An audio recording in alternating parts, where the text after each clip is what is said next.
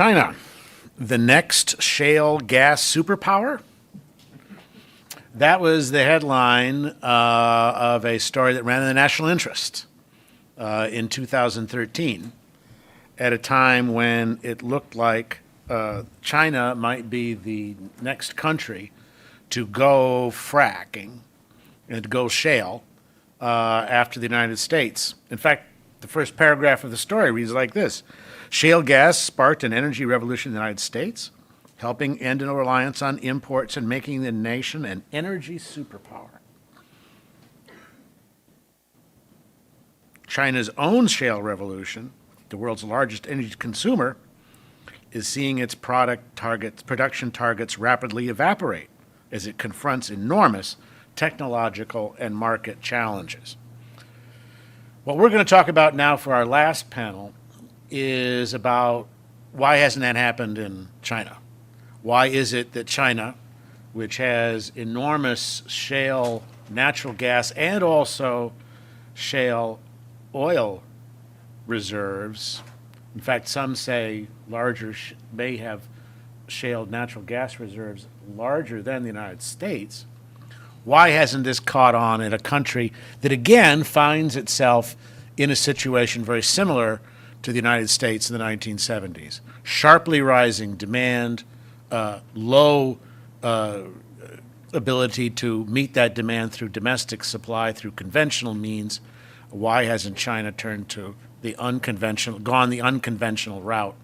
What barriers stand in the way? Are they barriers, or are they insuperable obstacles?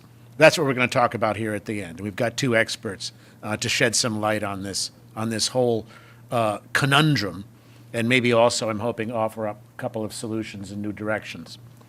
The first of the experts that we have with us is David Sandalow of Columbia University. David is the inaugural fellow for the Center on Global Energy Policy there. Before he turned up at Columbia, he served in senior positions in the U.S. Department of Energy, including Undersecretary of Energy and Assistant Secretary for Policy and International Affairs. So this is someone who brings, in terms of discussion of China and the time that he spends working on Chinese energy issues, also the larger perspective that goes with that. He's a graduate of the University of Michigan Law School and Yale College. He was the lead author of the book Meeting China's Shale Gas Coals, and he's the author of Freedom from Oil and dozens of other articles and op-eds. David Sandalow is someone who I think we can say, with safety, there's probably no one who knows as much about China's shale oil and shale gas potential than David, and I think it's an enormous pleasure and a delight to have him here with us today. David? You could go to the podium, or you can do it. Thank you, Arthur. From your First, thank you. I really wish my mother had been listening to that introduction. By an email chain that I think you were on, Arthur, Jeremy and I agreed that Jeremy would go first. Well, Jeremy's going to go. So if that's okay, I can introduce myself. I'll turn it over. If that's okay with you as our chair, I'll turn it over to Jeremy to start. Yeah, that's perfectly fine. Okay. Yeah. I'm Jeremy Carl. I'm a research fellow at the Hoover Institution over at Stanford. I do not know as much as David Sandalow about shale gas in China, although I do know a fair bit. That's why he's going to be correcting me for his presentation. But I have spent a fair bit of time looking at this over the years. And what I wanted to do to start out with is to kind of actually backtrack a little bit and talk particularly about the U.S. experience, because to come back to Arthur's kind of earlier comments, I think it helps to understand in a little bit of a deeper way why things took off in the U.S. And then I'll kind of go into where I think, from my perspective, China is on these issues, and then kind of go back from there and look at sort of where the positives are and where the negatives are. And some of my experience here comes from I actually was part of a very interesting conference with Breakthrough Institute, which some of you guys may know, took place with all of the shale gas pioneers in the U.S. a couple of years back, where we really kind of discussed the trial and error that went into eventually what became the shale gas revolution, both from a government and private sector perspective. And I guess I should also say I'm a little bit, just to put my own biases up front, of a disciple of Julian Simon and maybe Herman Kahn as well, I should say here, in that I'm fundamentally a cornucopian at heart. I am a little more skeptical in the short term about China's prospects, and I can talk about why, but I'm optimistic over the long term that will address things. So with apologies, I'm going to start with this brief digression, hopefully into the U.S. background. Fracking was nothing new, although we didn't start hearing about it in the popular press until 2007 or so. It was invented in the 1940s. We began fracking wells. There were horizontal drilling, which was another key component of this revolution, as early as 1929. There were a variety of kind of natural resources that we had, including abundant water, something that China lacks in its fracking areas, that were very helpful. There were numerous technological innovations that went into the fracking revolution here: seismic imaging, directional drilling, and some of that actually came not specifically to be done for natural gas, but out of the oil business. And so that's one of the interesting things. But DOE, both in itself and in public-private partnerships, really starting in the 1970s, spent hundreds of millions of dollars in today's term, and also the Gas Research Institute, which was kind of the gas industry's research arm, in kind of pushing forward a variety of initiatives that, starting with the Eastern Shales, kind of work in the 1970s through the early 1990s, and a number of key breakthroughs they had working in later times primarily with Mitchell Energy, who are the people who kind of generally get all the credit in the U.S. for having started the fracking revolution. But it was really a variety of public-private efforts that made it come through. And it's important to note that Mitchell was not a modestly capitalized by the standards of independence, but a modestly capitalized certainly by the standards of major companies, oil and gas explorer and producer. And that is very important when we come back and talk about China and we look at the nature of the companies that are kind of the big players in the Chinese market and whether things are going to be transferable. I think another thing that's kind of really interesting, again, just to show how long these revolutions go, the National Research Council of the National Academy of Sciences put out a study in 2001, and again, this is well before the official shale gas revolution ever happened in the U.S., and it was talking about that even if you look through 1998, wow, look how spectacularly our research has actually helped move the ball forward, and they'd gone up 5 times the production already by then in the 1970s, and then quickly by 2007, we were up to 5 times what we'd been in 1998, and then in 2012, we were up to 5 times what we did in 2007. So it began to be exponential. Obviously, if we saw the same thing happen in China, that would be very interesting. But again, so you had this sort of technological investment going on in the U.S. that I think was an important precursor. In the U.S., we also had deregulation that was really important. And again, I think this will get very important when we talk about where China is right now. You had deregulation of natural gas prices, kind of in a process. You had the prices kind of be deregulated at the wellhead in '89. You had FERC Order 636 that kind of opened up the natural gas pipeline transport to competition in the early '90s. You had a variety of tax credits, and again, this will come into when we talk about China, because China has been, to me, surprisingly reluctant through the finance ministry to kind of grant favorable tax treatment to some of these gas plays. And when China's got a lot of cheap coal, that makes it very difficult for China. But we did all sorts of things in the U.S. We had quick depreciation allowances for taxes. And I mean, this gets into the arcana of the tax code, but if you're a wildcat investor out there without a lot of capital and you're trying to do things, this really matters. And I think this is one of the real unique things about the U.S. energy industry. The majority of the oil wells in the entire world are here in the U.S., and that's not an accident. It's a result of policies, and I would argue for the most part smart policies. I think there's maybe some unfortunate subsidies there as well.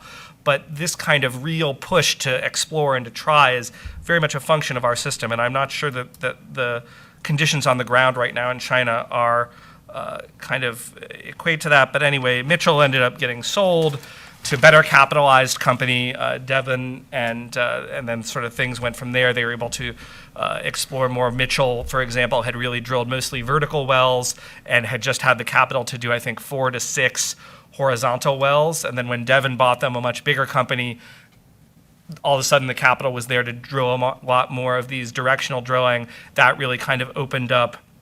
Again, people began looking at the acreage and saying, wow, this stuff is really going to be big. So it's a variety of different things. So that's a quick digression into some of the things. There's also property rights I didn't get into, but it's a super, super important part of the U.S. story.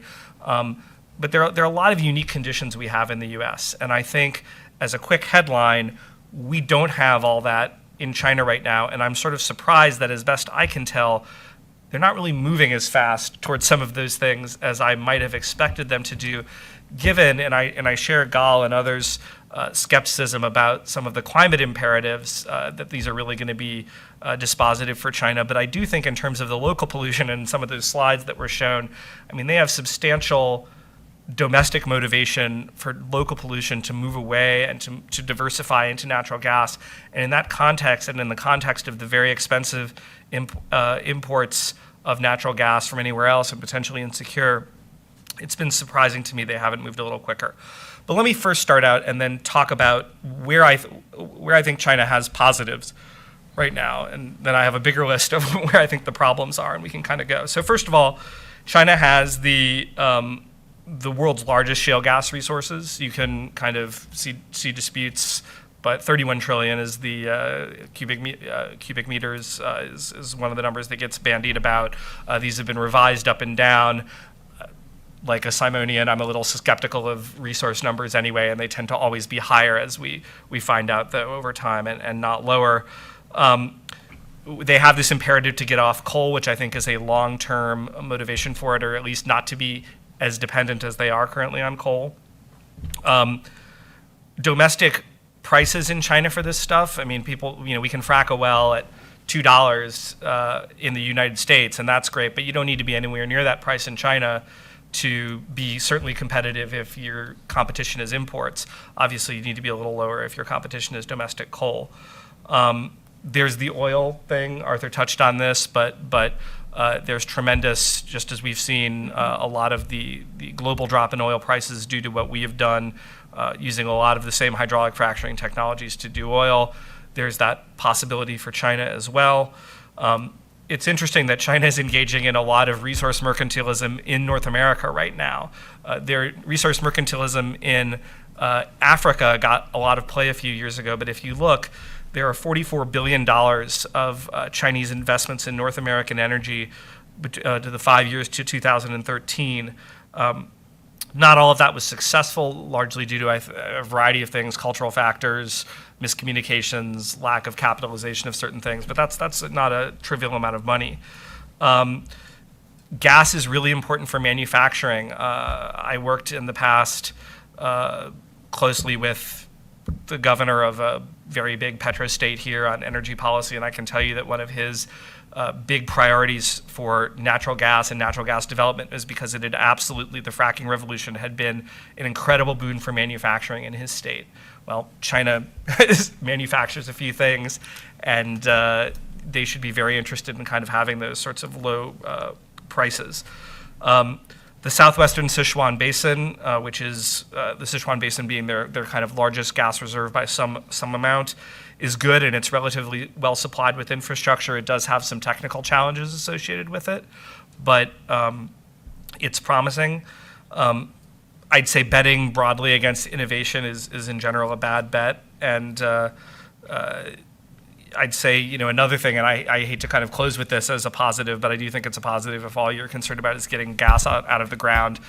Environmental enforcement is still pretty lax in a lot of areas in China, and environmental enforcement is a cost. And when you have things like no regulations really on what you do with produced water, which effectively you don't in many cases in China, or if you do have them, they're not being enforced, that lowers costs. So I think all of those things are things that China has going for it right now as far as increasing its fracking. But it has a lot of problems. And again, I'll return to start out with one that was alluded to in an earlier presentation. One of them is corruption, and I find this to be very undertreated in the academic literature, and I think that's maybe because academics tend to be a very technocratic and idealistic bunch.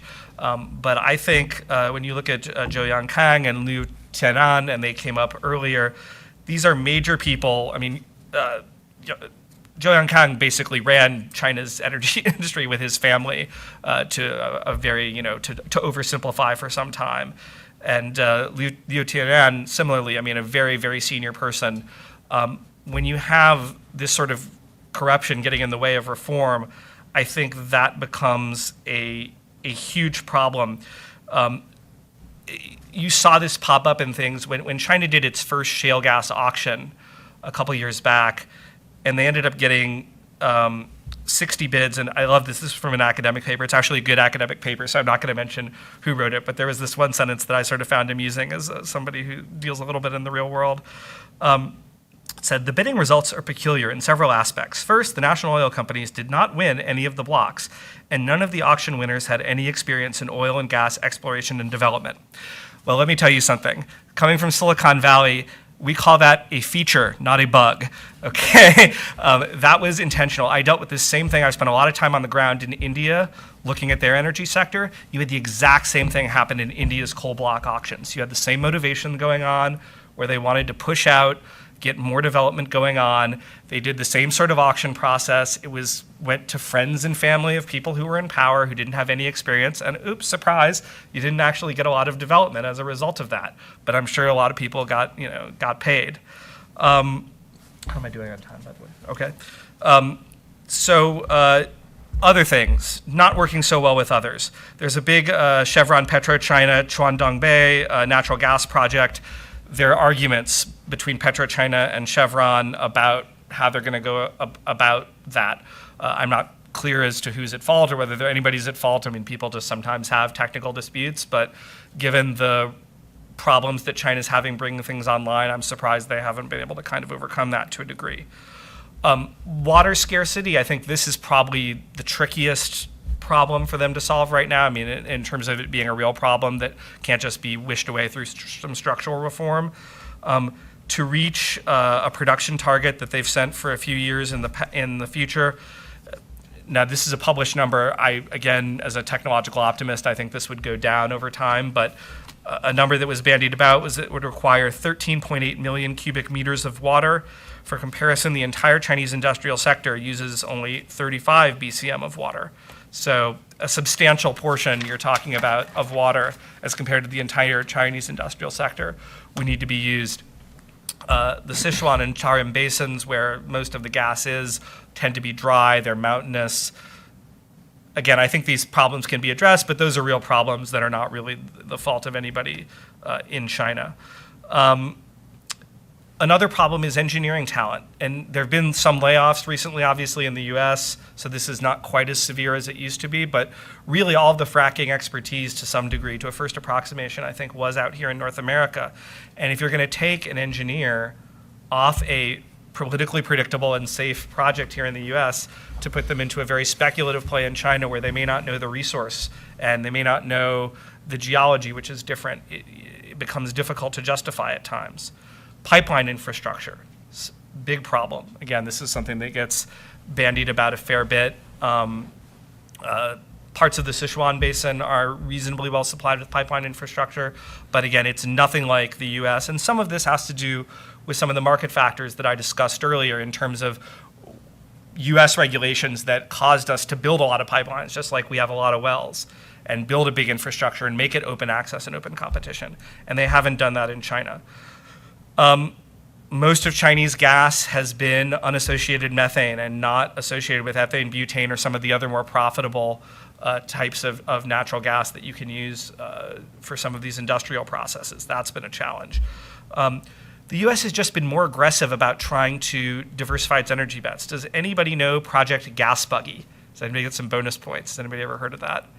So Project Gas Buddy was done in 1967. This is where we exploded a nuclear weapon underground to attempt to frack. Okay, that's how far we were willing to go in terms of trying things that were really out of the box. Now, I'm not suggesting that this is something that we should be emulating. But I'm pointing out that this was, I think, indicative of a broader American approach of we're willing to try a whole bunch of different things, even some pretty outlandish ideas, in a variety of different energy technologies, energy resources, et cetera, to really move the ball forward. I think China, and again, we'll get to some of the structural reasons why this is the case, has been much more conventional in its outlook. When I talked to the DOE guys who were very involved in the early fracking revolution in the US, and you said, well, did you guys know that you were really hitting on the right thing? And they're like, we had no idea. This was one of 15, 20 bets that we were looking at. If you look, this is not where the most of the DOE research dollars went at the time. But hey, this was the one that paid off, and people were smart enough to realize that it eventually paid off. Let's see other things. So let me just kind of close by talking a little bit about the structure of the state companies. Then I'll turn it over to David to correct anything that I have misstated. But I think one real problem, kind of getting at the entrepreneurial nature of the U.S. sector, CNPC, National Offshore Oil Company, and Sinopec control basically all of Chinese production to a first approximation. And that include not just the production, but the midstream and downstream resources in China. And so there's even the oil field service companies, they don't have the Schlumbergers and the Halliburtons operating as independent operators within their sector who are substantial players.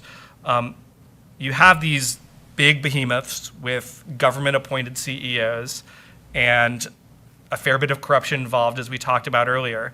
And that's not a recipe for the sort of innovative, kind of crazy stuff that went on that eventually got us in the US to make innovations in this area. State R&D policy that has been put out on this has been very vague. There have been some noises made about, well, we're going to do the following things to support, but they've also been very explicit that they expect that innovation should be run through Chinese SOEs. My view is that's not a good idea, not the way certainly we did it here, where it was the smaller companies that innovated. Gas price is now twice the oil price in China. That's the biggest spread in 15 years. There's no open access for pipelines. I mean, they've done some things, but not nearly sufficient. And no ability for these smaller companies to deal with foreign firms. So that's kind of a laundry list. It's maybe not the best organized laundry list, but there are a lot of challenges that China faces. And I think it's been surprising the degree to which the government has been resistant to reform here. I'm optimistic that they can eventually surmount these challenges and that there will be a robust fracking industry in China, but I think it's going to take longer than a lot of the optimists think. So with that, I'll turn it over to David.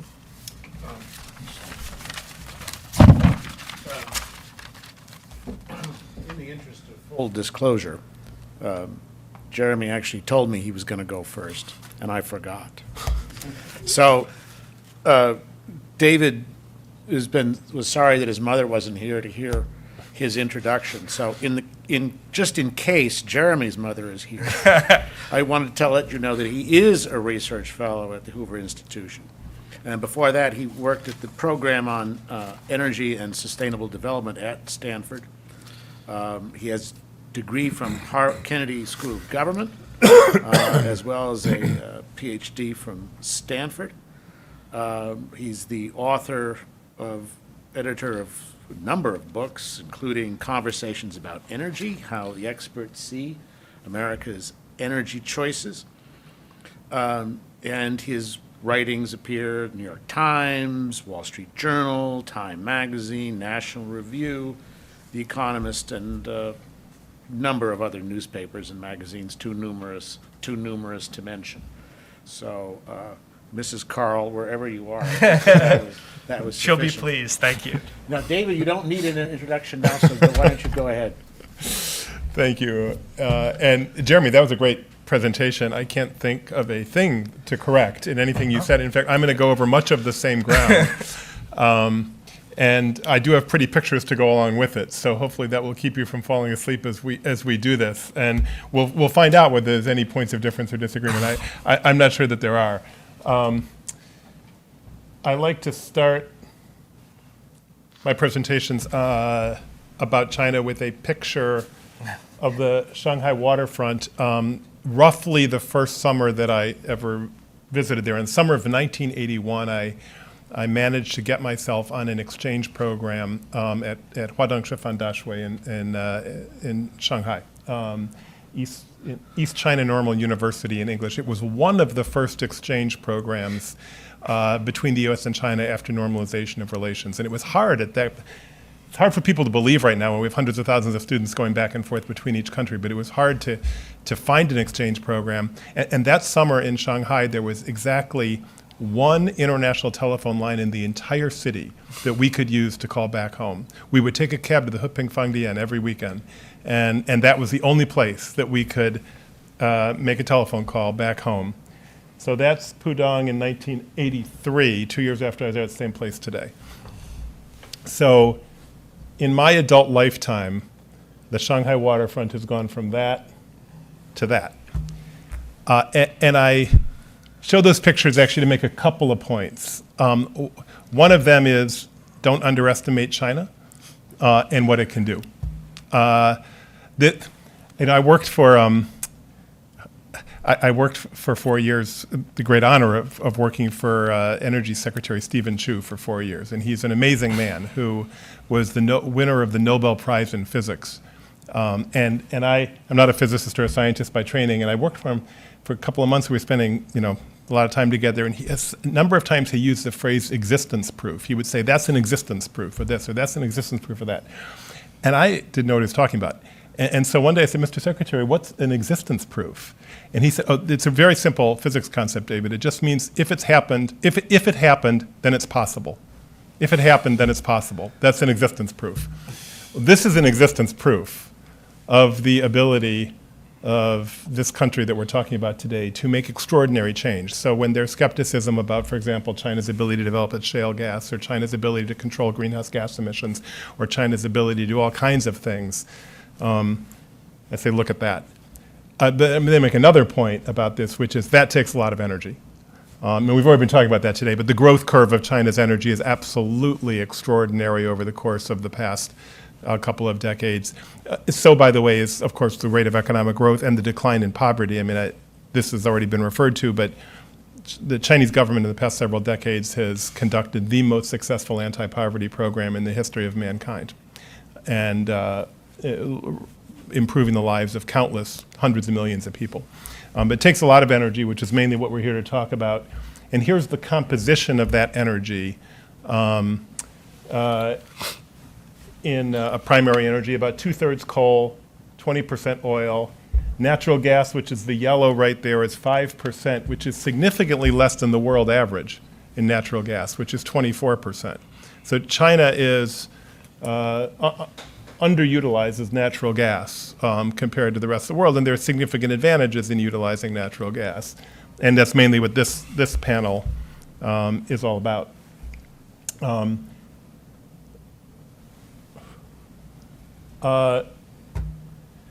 There are, of course, a number of ways to get natural gas. You can pipe it in by pipeline. You can bring it in as liquid natural gas and regasify it. You can produce it out of conventional sources, or you can produce it from unconventional sources like shale rock. And it's that last topic that this panel is all about. I'm happy to talk about other parts of the picture too, but we're talking about shale gas here. And China has the largest shale gas resources in the world. And here's the chart. China's on the left, and then Argentina, Algeria. The U.S. is actually only the fourth largest resource base of shale gas in the world. And there's some question about these statistics, and these changed a bit over time, but I think that it's generally, there's a general belief that China has the largest, if not one of the largest, shale gas resources in the world. There's a lot of question about the quality of the shale in terms of its capability being produced and the geology, but it's certainly a vast resource. There's a lot of misunderstanding of this topic. This is one of my favorite slides. So here's an article in The Economist from about a year ago. Natural gas in China, shale game. China drastically reduces its ambitions to be a big shale gas producer. Pessimism, China's really not going to be doing this, okay? That's on August 30th, 2014. The same day, essentially, the same news cycle.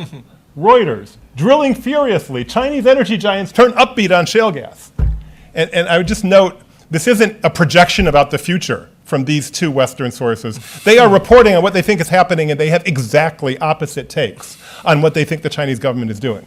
And so the degree of misunderstanding, I think, and miscommunication between the West and Chinese government and many sources is extraordinary in this area as much as any other. And that's one reason that around this time, I was working on a big report on China's shale gas production.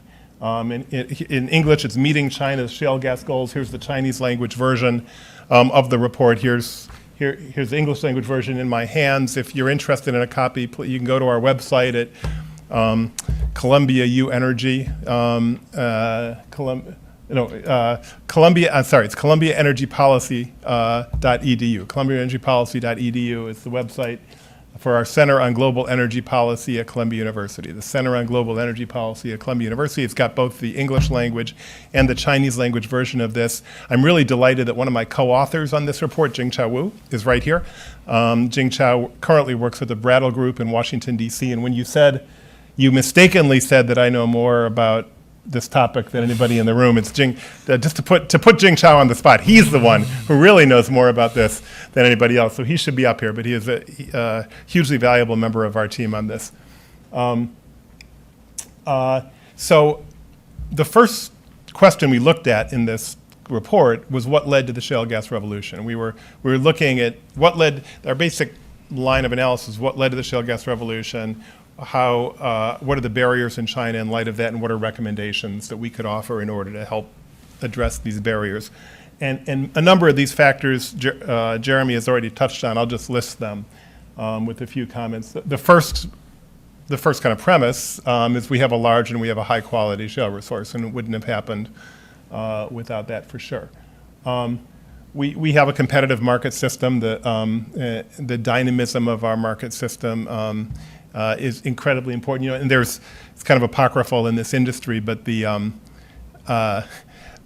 first major shale gas find in the United States by George Mitchell, as Jeremy has already referred to, actually happened roughly 20 miles from ExxonMobil's world headquarters. Okay, now ExxonMobil, reasonably large hydrocarbon producer, was looking for natural gas at the time, but they were looking for it in Angola.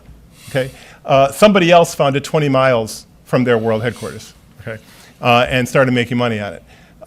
And I think if the entire U.S. upstream oil and gas sector were limited to ExxonMobil and ConocoPhillips, one could hypothesize that we might not have had the shale gas revolution. But we have a competitive market system with entrepreneurial talent like George Mitchell and many others who proved that they could make this happen.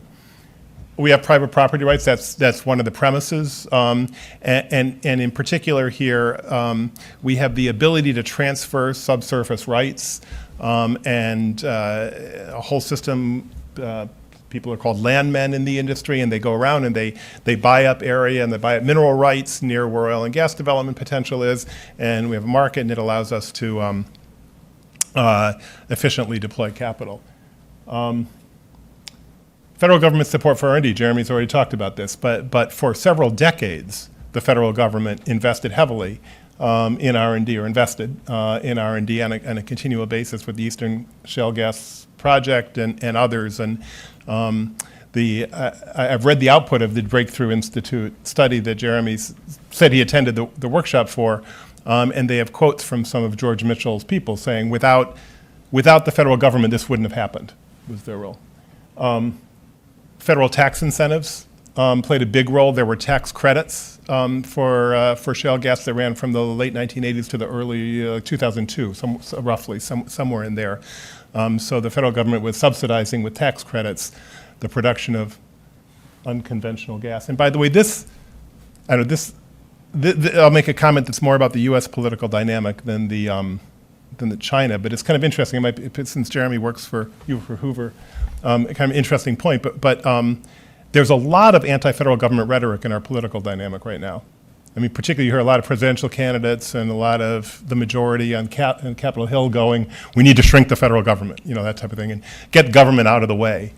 And it's interesting how often those same people are enthusiastic supporters of the oil and gas industry and celebrate the U.S. shale gas revolution?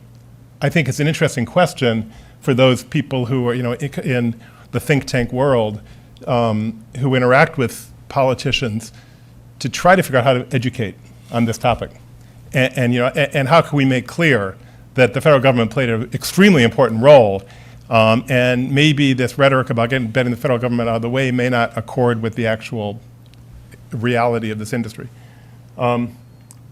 Another hugely important point is publicly available data, and this is maybe the point that the potency of this surprised me in my interviews. We interviewed in the course of preparing this report a dozen to 20 U.S. shale gas entrepreneurs and asked them this question: what led to the shale gas revolution?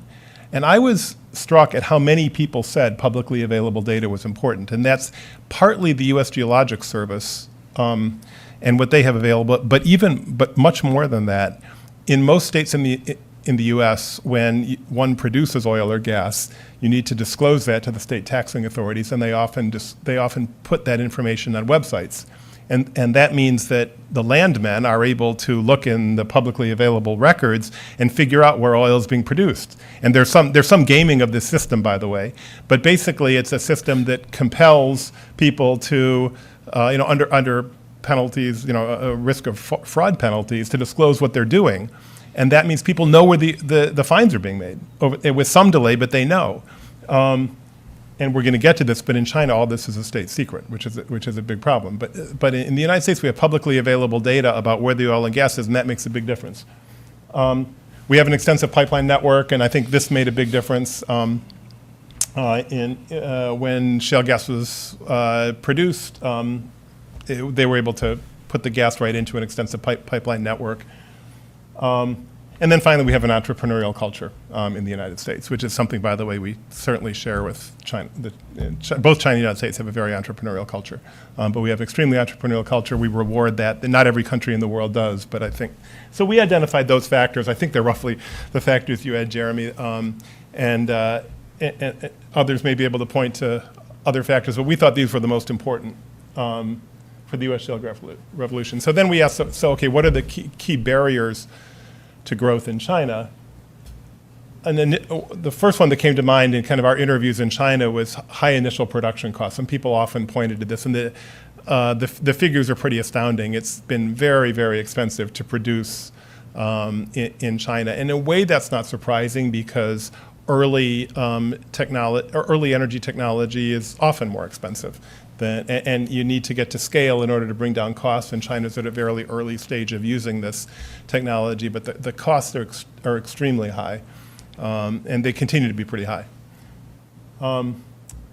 Weak incentives for state-owned enterprises was another. The state-owned enterprises in China in the oil and gas sector have a number of challenges there. One of them is they don't face competition in the same way that our oil and gas companies do. So they've got a lot. They are used to doing business in a certain way, and when you're used to doing business in a certain way and don't face competition, you have relatively weak incentive to change. There are some mandates to produce in this area, and I actually heard a number of different views in China about this. Some people said, when I presented this at one point to some people from some state-owned enterprises, and I made this point, and they said, "What do you mean we have weak incentives? The government is telling us to do this." And then other people said, yeah, but you got to remember that the head of CNPC and Sinopec outranks government ministers. And it's a different system here in the United States. And so there's a kind of healthy discussion about the extent to which the government mandates truly compel production from the state-owned enterprises. Lack of competition, I guess that's really, in many ways, the point I was just making. Restrictions on foreign business, this is a big one, which I guess we haven't really touched on. So the expertise on shale gas production is largely in the hands of U.S.-based businesses and businesses that are operating extensively in the United States. Many of them have been very interested in operating in China, but have faced very significant restrictions in doing so. those restrictions include just the normal JV type restrictions that any U.S. business faces, the requirement to enter into JVs, requirements to proceed through government bureaucracies that move very slowly and not transparently, and even requirements to provide foreign opportunities before they could do business in China. So in order, and we heard this from a number of sources, that U.S. oil and gas businesses or European oil and gas businesses that wanted to produce shale in China were told, we will give you rights to do that, but only if you make a production opportunity available for us in another country. And so it entered into negotiations like this, and a lot of challenges for foreign businesses operating there. And limited data availability, because I referred to this briefly before, but the importance of data was underscored to us by a number of American entrepreneurs. In China, much of the geologic data is considered to be a state secret. And even if it's not a state secret, it's cabined within a particular part of one of the state-owned enterprises, and it's very hard to get access to it. So there's not good information about the quality of the resource. Let's go back to this. I just want to say I presented this list of factors about a year ago at an U.S.-China oil and gas industry forum meeting. The U.S., and I think Mr. Zhao was there, he's in the audience. This is a meeting that's happened every year for 15 years between the U.S. and Chinese governments. Sometimes at the ministerial level, sometimes just at the sub-ministerial level. And I presented this, and I was a little bit concerned when I presented this that I was being very blunt in these recommendations, and that it would elicit a negative reaction from some of the Chinese government officials who were there. Quite to the contrary, I received an invitation after that to go present this at NDRC. And I then, in late last year, went to NDRC headquarters and a meeting convened by that ministry and presented this to a number of ministries from around the government in Beijing. So there, and we sat for 3 hours and talked through these issues, and I think it was a very interesting interaction for me because it demonstrated the serious interest on the part of a number of Chinese government officials in overcoming some of these barriers and trying to really move forward in this area. So we also, to touch on some other issues before I close, we looked at environmental impacts and we found this not entirely satisfying conclusion, which is the environmental impacts could range from very positive to very negative for shale gas. And I mean, in the best scenario, shale gas production displaces dirty coal. It leads to cleaner air. It cuts down carbon by 50% because natural gas is better than carbon by 50%, or than coal by 50% when it comes to carbon emissions, and it's environmental win. In the worst scenario, it pollutes the groundwater because there aren't adequate regulatory controls. There's leaking methane, and so it's not even a positive from a greenhouse gas standpoint. There's a lot of uncertainty about the environmental impacts associated with shale gas production in China. It certainly could be very positive, and it's worth repeating that. It could be very positive, but that's no guarantee that it will be very positive. We looked at water supply too and concluded that water supply was unlikely to be a constraint in the short term, partly because the volumes are too small, partly because a lot of the early production is going on in Sichuan where there's a fair amount of water. But certainly if you have production in Xinjiang up in the drier areas, over the medium to long term as this scales, there could be real water constraints. So then we had a series of recommendations, and I might want to go quick. I've got a fair amount of content here. I might want to go quickly through this, but we had 5 recommendations. How am I doing on time? Is it, okay, another 5, great. First recommendation was to accelerate market-based reforms. And there's, moving towards market-based pricing could make a big difference. Continuing natural gas price reforms. Actually, back a year ago when we were writing this, there was old gas and new gas pricing in China. I think that's mostly, as I understand it, that system is mostly gone.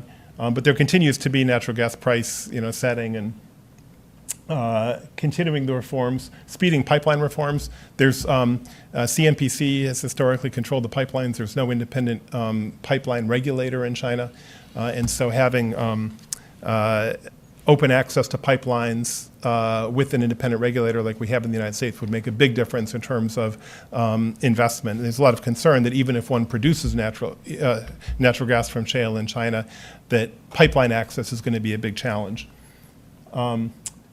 Encouraging competition for mineral rights. The bid rounds that Jeremy talked about was intended to be a move in that direction. If you have, I guess I haven't said this. I don't think in China there's a monopoly essentially, or a duopoly for upstream oil and gas production rights, with CNPC and Sinopec controlling almost all of the upstream production rights.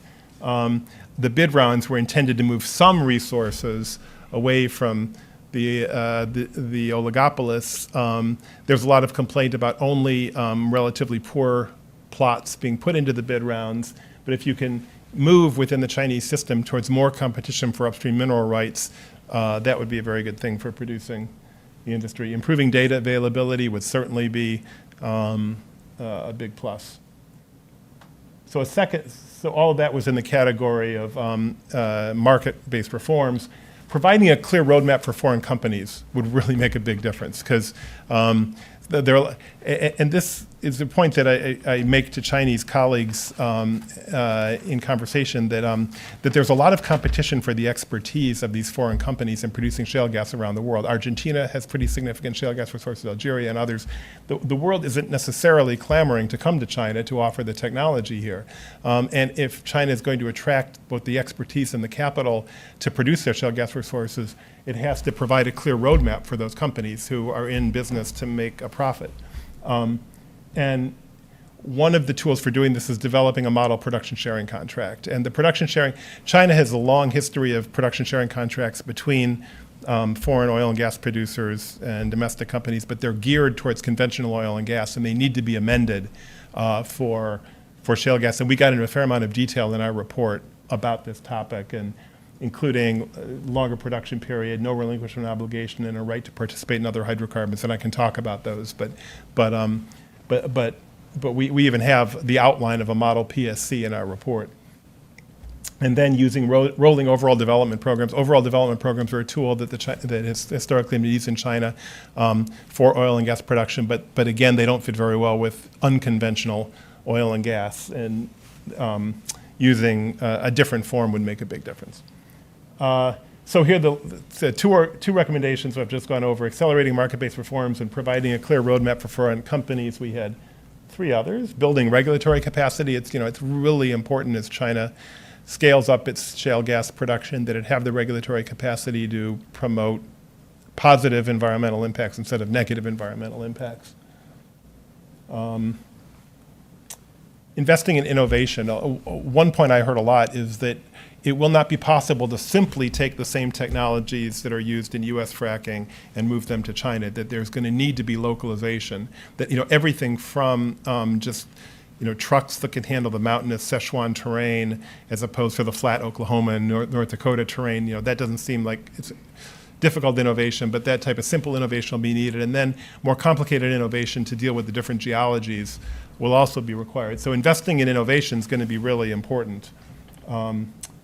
And so we recommended adding natural gas to the U.S.-China Clean Energy Research Center. And the U.S.-China Clean Energy Research Center, which Jerry led the clean coal part of this, this is, by the way, a major program between the U.S. and China on clean coal. And so this is worth emphasizing, apart from shale gas, that the U.S. government has been working very closely with China on promoting advanced coal technology.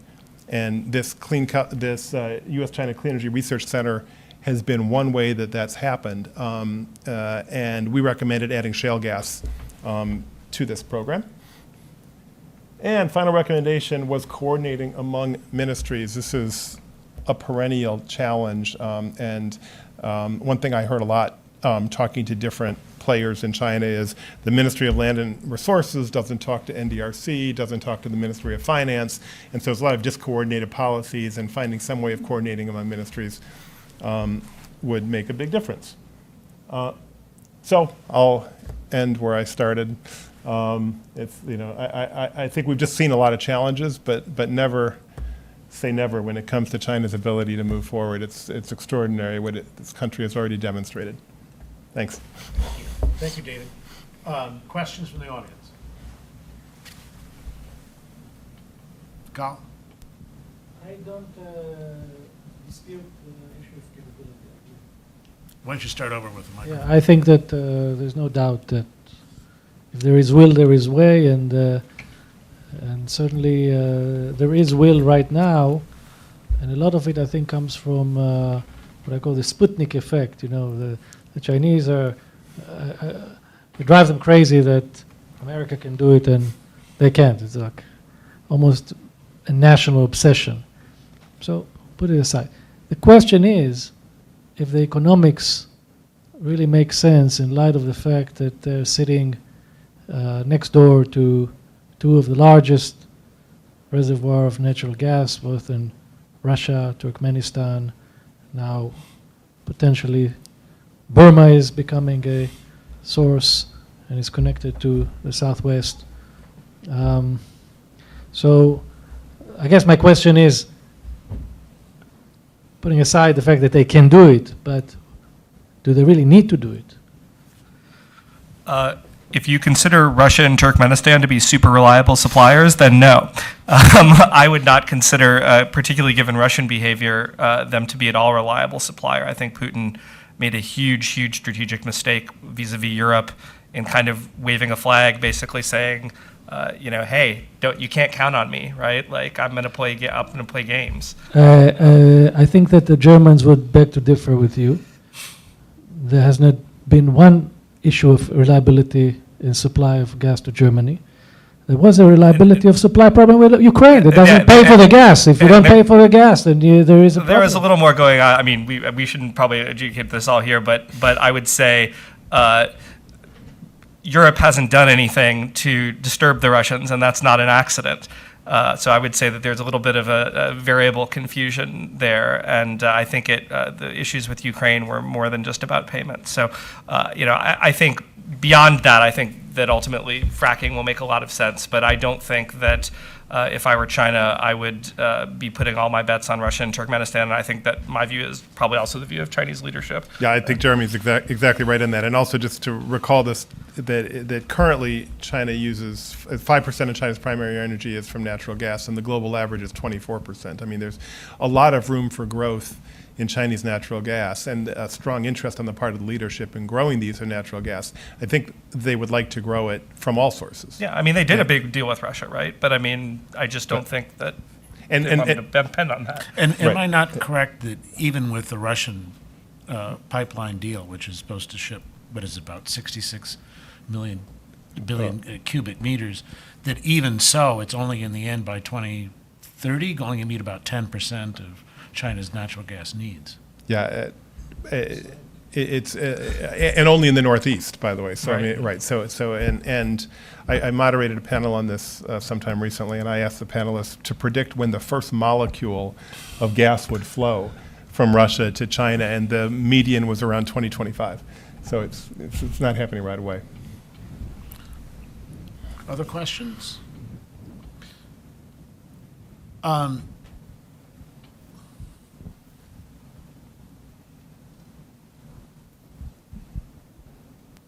Yeah, Jamie just said because in the United States, the first driving force is a deregulation, and that price and market price talk.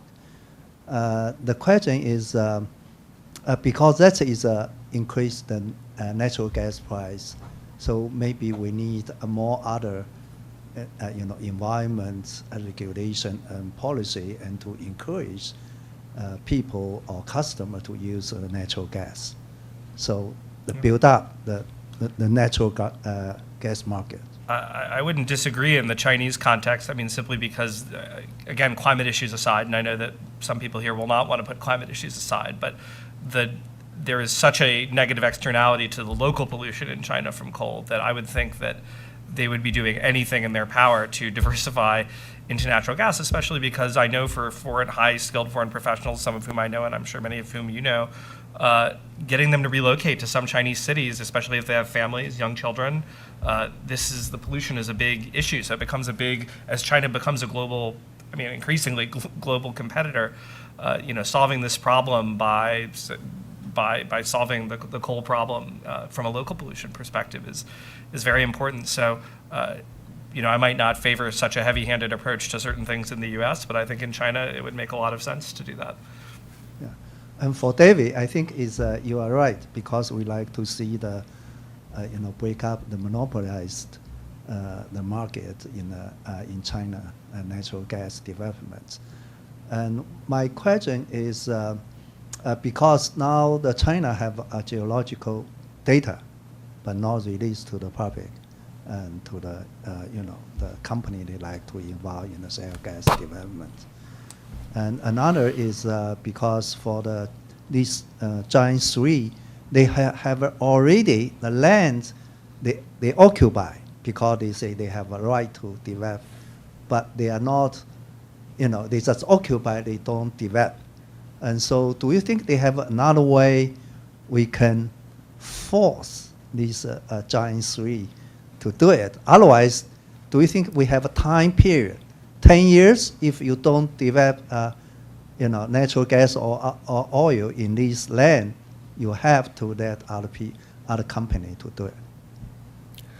I don't know the answer to the question, and I would put that back to the Chinese colleagues in the room about how to change the system to make this possible. The one tool that I've seen already used partly is the bid round. But I think the third bid round has not yet happened, right? And so they've been talking about the third bid round now for about 2 years. And so I think this is intended to just be at least a small tool to put some parcels in the hands of companies other than the majors. It had some of the problems that Jeremy talked about as well. But in terms of affecting change in the SOEs, this is part of the power struggle that Damien Ma was talking about earlier today. It's part of the third plenum and the agenda from the third plenum. Those are some very big issues. Well, I want to thank not only our panelists here from this third panel, but I want to thank all of our participants in the conference for sharing their time and knowledge and for broaching a whole wide range of issues in ways that I think lead us to a lot of thought and also, I hope, to a lot of progress in U.S.-China energy cooperation. Thank you very much.